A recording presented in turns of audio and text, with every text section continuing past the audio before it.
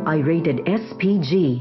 Striktong patnubay at gabay ng magulang ang kailangan. Maaaring may masiselang tema, lengguwahe, karahasan, sexual, horror o droga na hindi angkop sa mga bata.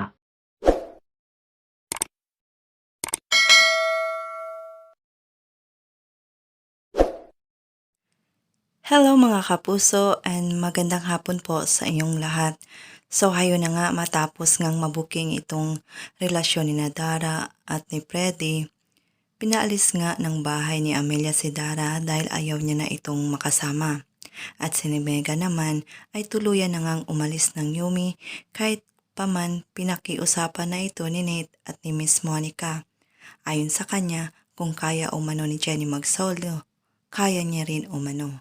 Samantala, habang nasa hotel itong si Dara ay tinatawagan niya itong si Freddy, subalit hindi nga ito sumasagot. Kaya nagsisisi ng sobra-sobra itong si Dara kung bakit nakipagrelasyon pa ito kay Freddy na kung saan ikinasira ng kanyang karir. Makakabangon pa kaya si Dara sa kanyang sitwasyon? Aabangan din natin dahil sunod-sunod na nga ang proyekto ni Jenny. At lalo na nga itong sumisikat. Masayang-masaya naman ang pamilya ni Jenny sa kanyang naabot, lalong-lalo na ang kanyang lola Amelia.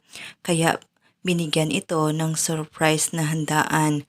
Kaya makikita ito ni Megan at maiinggit ito. At hindi umano siya magpapatalo kay Jenny. Lahat ng yan ay ating aabangan mamaya. Maraming salamat po sa walang sawang panonood. God bless.